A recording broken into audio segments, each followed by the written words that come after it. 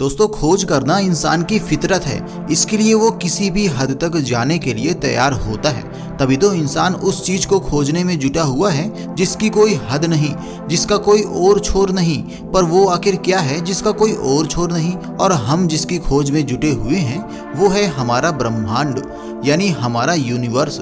जी हाँ दोस्तों, यूनिवर्स ये जितना सुंदर और अलौकिक दिखता है, असल में ये हम इंसानों के लिए उतना ही ज्यादा रहस्यमय भी है। यहाँ कई तारे, ग्रह, उल्कापिंड, उपग्रह मौजूद हैं। इन सभी के बीच हम निवास करते हैं। हमारा ग्रह है पृथ्वी, जो मिल्की के सोलर सिस्टम में स्थित है। सोलर सिस्टम यानी सूर्य और उसके 8 प्लैनेट से बना हुआ सिस्टम, जिसे हम सौर मंडल भी कहते हैं। यह 8 ग्रह हैं: मरकरी, वीनस, अर्थ, मार्स, जुपिटर, सैटर्न, यूरेनस और नेपच्यून। हमारे सौर मंडल का सबसे बड़ा ग्रह जुपिटर यानी बृहस्पति है, जिसकी रेडियस 69,911 किलोमीटर है। वहीं सबसे छोटा मरकरी यानी बुध की रेडियस 2440 किलोमीटर है। लेकिन अगर बात सूर्य की करें तो सूर्य की रेडियस 6,96,340 किलोमीटर है और इसकी तुलना में पृथ्वी की रेडियस 6,371 किलोमीटर है। यानी सूर्य पृथ्वी से बहुत बड़ा है। रेडियस के आधार पर देखा जाए तो सूर्य में लगभग 109 पृथ्वी समा सकती है। आपको बता दें कि सूर्य हमारे सोलर सिस्टम का एकमात्र तारा है। लेकिन यहाँ ध्यान देने वाली बात यह भी है कि सूर्य की ही तरह मिल्की वे में 400 अरब सितारे मौजूद हैं, जिनके अलग अलग प्लैनेट्स हैं। साइंटिस्ट की माने तो पूरे मिल्की वे में 10 ट्रिलियन प्लैनेट्स हैं। और सबसे जरूरी बात, इस यूनिवर्स में मिल्की वे जैसे 2 ट्रिलियन से भी ज्यादा गैलेक्सीज हैं। जिस यूनिवर्स को साइंटिस्ट ने जाना है वो 93 बिलियन लाइट ईयर्स में फैला हुआ है। यानी इस बात में कोई शक नहीं है कि आज तक हमने यूनिवर्स के बारे में जो कुछ भी जाना है वो बस उसका 0.5% ही है। दोस्तों, अगर बात सौर मंडल के दूसरे सबसे बड़े ग्रह सैटर्न यानी शनि की करें तो ये एक ऐसा ग्रह है जिसे पानी में डालने पर वह डूबेगा नहीं बल्कि वह तैरने लगेगा। जी हाँ, सुनने में ये बात आपको शॉकिंग लग सकती है, लेकिन ये सच है। दरअसल शनि ग्रह गैस से बना हुआ है, जिस कारण इसकी डेंसिटी बहुत कम है। इसकी डेंसिटी पानी से भी कम है। यही वजह है कि इसे पानी में डालने पर ये तैरने लगेगा। दोस्तों, आपने ध्यान दिया होगा कि पृथ्वी पर से सूर्य को देखने पर ये कभी लाल, कभी नारंगी, कभी सफ़ेद तो कभी पीला दिखाई देता है। वैसे ज़्यादातर समय सूर्य का रंग पीला ही दिखाई देता है, लेकिन असल में सूर्य का रंग पीला नहीं बल्कि सफ़ेद है।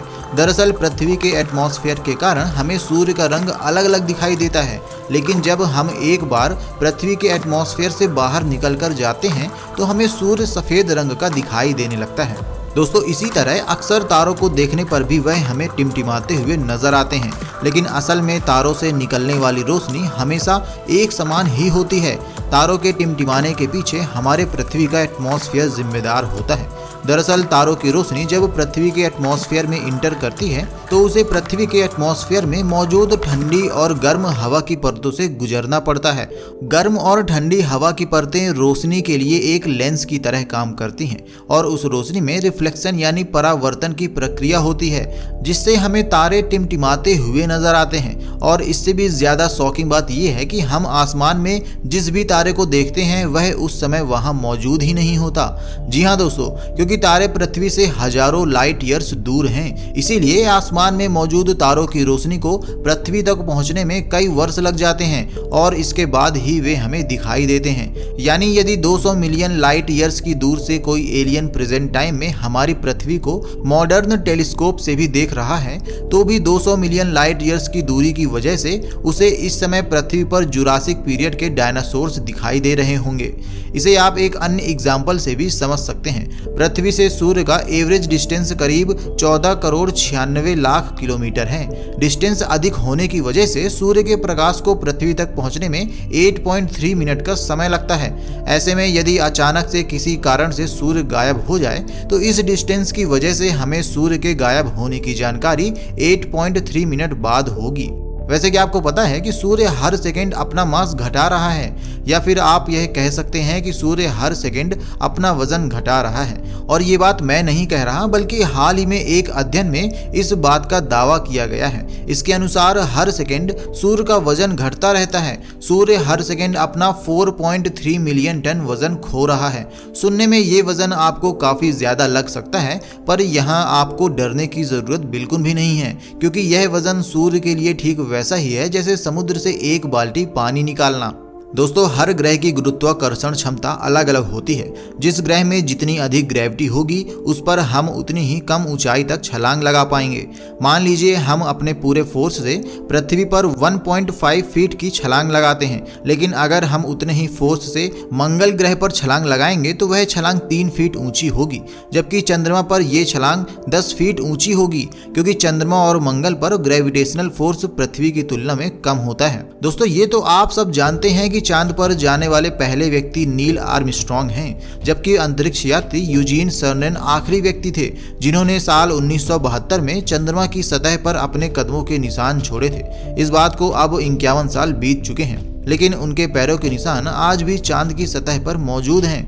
दरअसल किसी भी निशान को मिटाने के लिए वायु जैसे माध्यम की आवश्यकता होती है, जो कि चंद्रमा पर मौजूद ही नहीं है। यही वजह है कि स्पेस में जब कोई अंतरिक्ष यात्री अपने पास खड़े साथी से बात करने की कोशिश करता है तो उसके साथी को उसकी आवाज़ सुनाई ही नहीं देती, क्योंकि अंतरिक्ष में आवाज़ को एक स्थान से दूसरे स्थान पर जाने के लिए कोई माध्यम यानी कि वायु की आवश्यकता होती है, जो कि अंतरिक्ष में उपस्थित नहीं है। दोस्तों, क्या आपको पता है कि जैसे हम सब के लिए धरती पर रहने के लिए एक घर होता है, उसी प्रकार स्पेस में भी अंतरिक्ष यात्रियों के लिए रहने के लिए एक घर बनाया गया है। इस घर का नाम इंटरनेशनल स्पेस स्टेशन यानी कि ISS है। इस स्पेस स्टेशन में रहकर वैज्ञानिक लंबे समय तक स्पेस में काम करते हैं। ISS स्पेस में भेजी गई सबसे बड़ी तथा दुनिया की सबसे महंगी इंसानों द्वारा बनाई गई लैब है। ये असल में एक बहुत बड़ा स्पेसक्राफ्ट है जो धरती के चारों तरफ घूमता रहता है। इसे पृथ्वी के लो ऑर्बिट में स्थापित किया गया है। ISS का आकार एक फुटबॉल मैदान के जितना बड़ा है और इसका वजन लगभग 4,20,000 किलोग्राम है।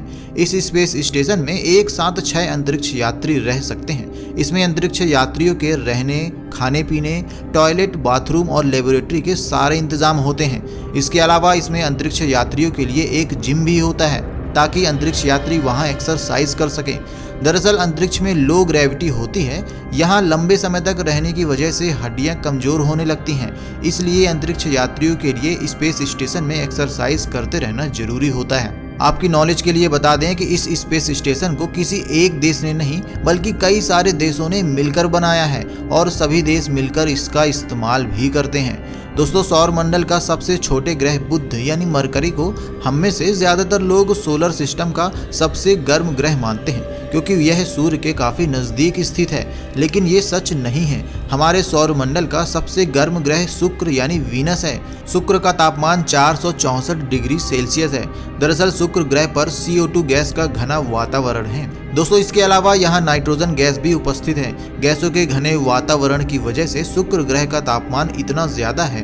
वहीं अगर बात बुध ग्रह की करें तो बुध के दिन और रात के तापमान में काफी अंतर पाया जाता है। बुध का तापमान जहाँ दिन में 430 डिग्री सेल्सियस होता है तो वहीं रात में -180 डिग्री सेल्सियस तक कम हो जाता है।